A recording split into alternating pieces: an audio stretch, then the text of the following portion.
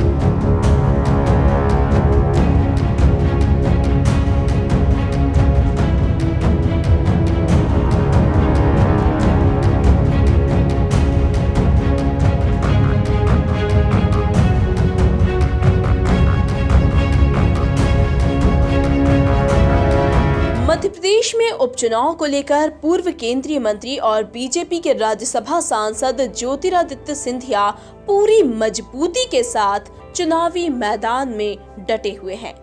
सिंधिया इन दिनों अपने गढ़ में ताबड़तोड़ रैलियां कर रहे हैं।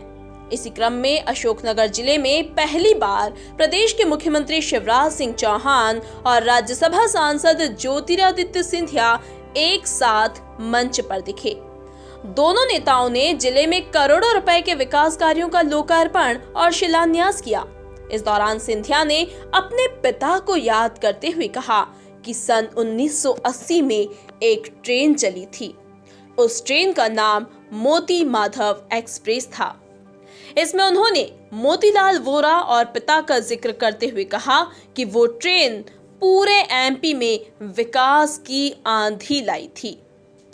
आज शिवराज सिंह चौहान और ज्योतिरादित्य सिंधिया साथ खड़े हैं और अगर जनता आशीर्वाद देती है तो राज्य में शिव ज्योति एक्सप्रेस चलेगी। शिवराज सिंह जी की और ज्योतिरादित्य सिंधिया की मैं आपको याद दिलाना चाहता हूं कि 1980 में एक जोड़ी थी मोतीलाल वोरा जी का और मेरे पूज्य पिताजी का, और उसका नाम रखा गया था चप्पे चप्पे में मध्य प्रदेश का विकास और प्रगति की मोती और माधव एक्सप्रेस होगी। तो आज मेरी अशोकनगर राजपुर की जनता, अगर वो मोती माधव एक्सप्रेस आप लोगों को याद है और कबूल है तो आज आपसे निवेदन करना चाहता हूं, हाथ जोड़ करके आपके विकास और आपके प्रगति के लिए मैंने ये कदम लिया है, आपके इंसाफ के लिए लिया है, आपके नाम ईमान के लिए लिया है,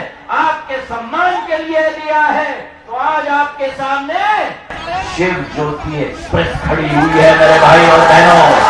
और अगर इस शिव ज्योति एक्सप्रेस के साथ आपके एक एक सुर में शिव ज्योति एक्सप्रेस के साथ मिलाकर चलोगे तो चाहे मेरी सोयाबीन की फसल नष्ट हुई हो, चाहे नामांतरण का मुद्दा हो, मैं आपको वचन दिलाता हूं कि ये शिव ज्योति की जोड़ी एक एक किसान के घर में खुशहाली लाकर ही चैन की सांस लेगी। इस दौरान ज्योतिरादित्य सिंधिया ने दिग्विजय सिंह और कमलनाथ पर भी जमकर हमला बोला। सिंधिया ने कमलनाथ पर तंज कसते हुए कहा कि जिन्हें आलू और सोयाबीन का फर्क नहीं पता वो खेतों में जा रही हैं। वो दोनों की जोड़ी एक तरफ छोटा भाई बड़ा भाई, छोटा भाई बड़ा भाई, सामने एक मुखौटा, पीछे से रस्सी किसी और के हाथ।